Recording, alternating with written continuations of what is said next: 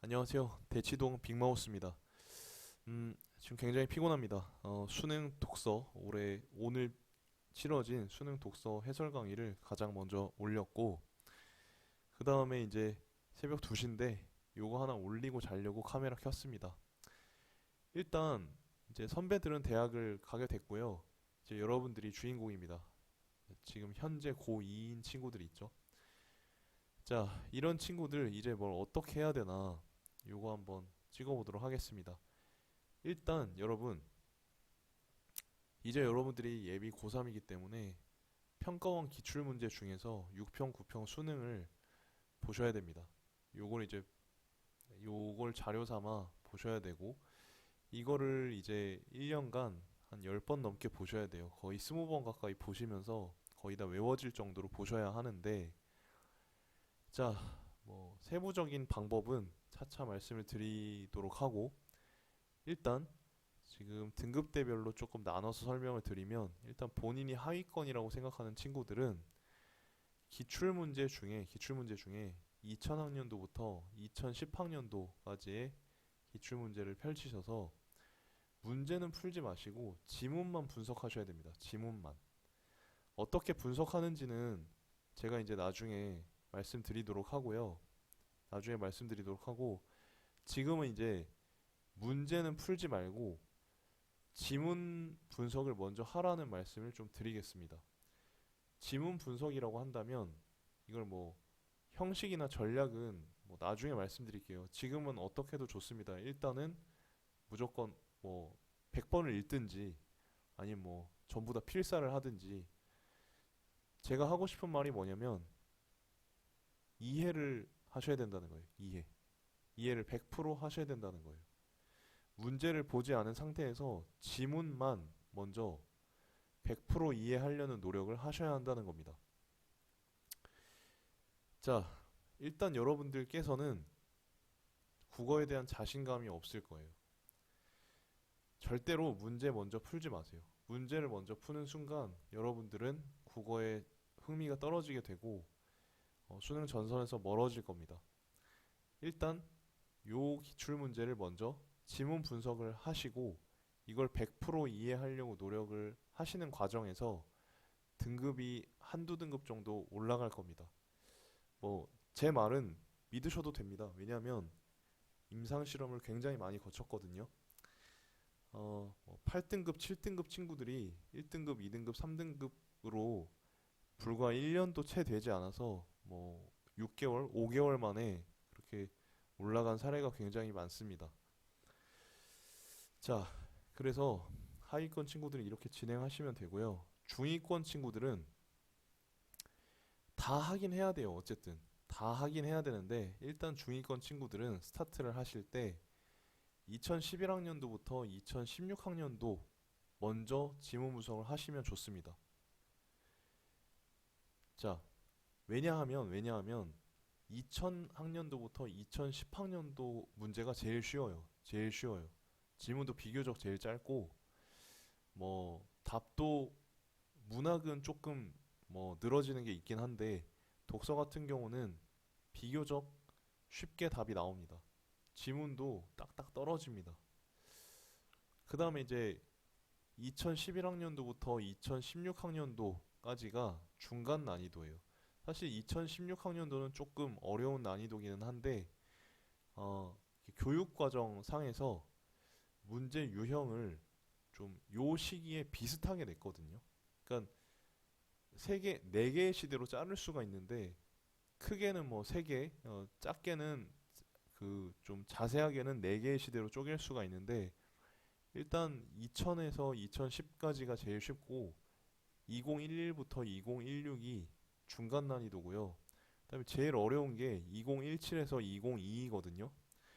그래서 일단 처음 스타트할 때 난이도를 나눠 놓은 거예요. 단계별로 나눠 놓은 거예요. 요거를 먼저 푸신 다음에는 뭐를 먼저 보셔도 상관은 없습니다.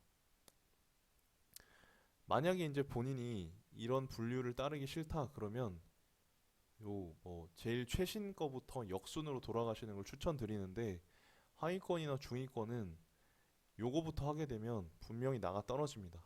분명히 나가 떨어지기 때문에 제가 이제 이렇게 정해드린 대로 하시는 게 좋을 겁니다.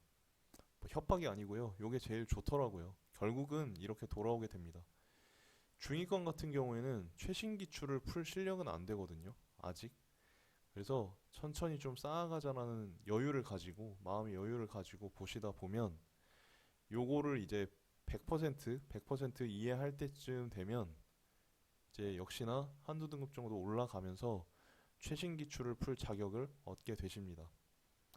상위권 같은 경우는 2017에서 2022를 먼저 보시면 되는데 사실은 최신 거를 제일 먼저 보는 게 좋아요. 왜냐하면 옛날 거를 먼저 보시게 되면요. 이 옛날 거부터 보는 친구들이 있거든요. 특히 이제 뭐 결벽증 있는 친구들이 옛날 거부터 보는 경우가 많은데 옛날 거에 비해서 이렇게 최신으로 올수록 형식의 변화가 엄청납니다. 엄청나요. 그래서 처음에 이제 옛날 거를 풀 때는 내가 좀 할만한가 보다 하다가 2016에서 2017로 넘어올 때 국어를 다 때려치우게 됩니다. 포기하게 돼요. 너무 어렵거든요. 이때에 비해서 이때의 난이도는 헬게이트, 헬이에요, 헬. 그래서 형식도 엄청 다르고요. 스타일도 달라요. 왜냐면 교육과정 자체가 바뀌었고 출제위원 스타일도 바뀌거든요. 그래서 최신 거를 통해서 무게중심을 잡고 역순으로 돌아가는 게 좋기는 합니다. 하지만 하위권이나 중위권은 어쩔 수 없이 요거부터 스타트를 해야 하는 거고요.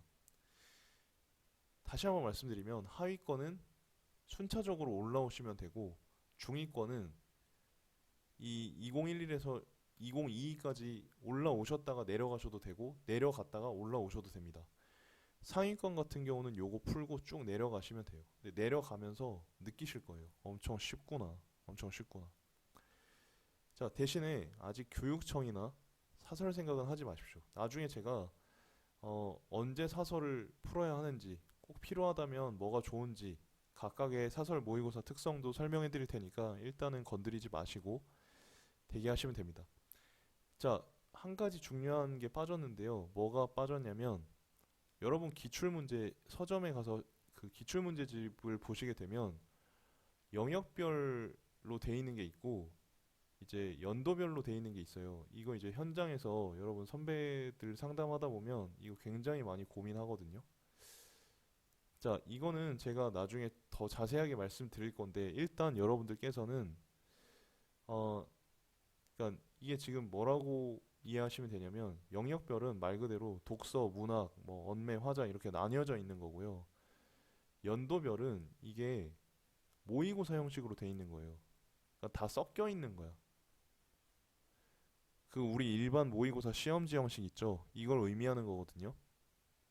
여러분들께서는 무조건 영역별 문제집을 푸셔야 합니다. 영역별 문제집을 푸셔야 합니다. 요거는 제가 바로 다음 영상에서 설명을 드리고 이유를 말씀드릴 건데 일단은 무조건 지금 예비 고3 같은 경우에는 하위권, 중위권, 상위권 너나 할 것 없이 영역별로 보시는 게 제일 좋습니다. 아시겠죠? 다음 영상에서 제가 왜 영역별로 해야 되는지 이유를 설명을 드리겠습니다. 자, 그래서 오늘은 뭐에 대해서 말씀드렸냐면 겨울방학 때 등급대별로 국어 공부를 어떻게 해야 되나 방향성을 말씀드렸고요. 지금 이제 어떻게 분석해야 되는지는 또 추후의 영상을 가지고 설명을 드릴 겁니다. 요거 여러분들 기출 분석하는 법 맨날 귀에 못이 박히도록 듣긴 했지만 어떻게 하는지 잘 모르시죠? 답은 외워지는데 점수는 안 오르죠? 이런 친구들 걱정 마십시오. 제가 알려드릴게요. 그 다음에 맞은 문제 지문도 분석해야 되나요? 이런 질문들도 현장에서 많이 주시는데 해야 됩니다. 그 이유는 나중에 제가 또 말씀을 드리겠습니다. 어쨌거나 다시 한번 정리를 해보자면 여러분들 지금 예비 고3 같은 경우에는 교재는 무조건 요거를 진행하셔야 됩니다. 그 등급대별로 이렇게 진행을 하셔야 하고요. 요것뿐만이 아니고 겨울방학 때를 기점으로 해서 최근 3개년 고2 모의고사를 다 풀어보셔야 합니다. 풀어보셔야 합니다. 그래서 여러분들께서 고2 모의고사가 적어도 평균적으로 85점이 넘어야 돼요. 85점이 넘어야 돼. 85점이 넘어야 본격적으로 요걸 공부할 수 있는 자격이 부여되는 거고요. 만약에 이게 평균이 뭐 70점대가 나온다 하면 고3 기출문제를 안 해야 됩니다. 이거 말고 이거 먼저 열심히 해서 이걸 먼저 지문 분석 위주로 해서 2에 100%할 수 있게 만들어 가지고 요 고2 모의고사 평균 점수를 85점 이상으로 올려야 돼요. 이 올린 다음에 요 단계로 들어오셔야 합니다. 아시겠죠? 예. 그러니까 뭐 여러 번 보다 보면 자연스럽게 올라오지 않겠습니까? 답도 외워지고 지문도 익숙해지고 하니까 그 상태에서 본인 등급별에 맞는 전략대로 찾아가시면 되는 겁니다. 자, 오늘은 이렇게 해서 고3 어떻게 해야 되나 요거 살펴봤는데요. 나중에 또 요런 것도 짚어 드릴 테니까 기대 많이 해주시고 고3뿐만 아니고 이제 뭐 재수를 결심하는 친구들 있죠. 이런 친구들도 요거대로 그대로 진행하시면 별 문제가 없을 겁니다. 대단히 고생 많으셨고 저도 정말 고생을 많이 한 것 같습니다. 빨리 자야겠습니다. 다음에 또 만납시다. 감사합니다.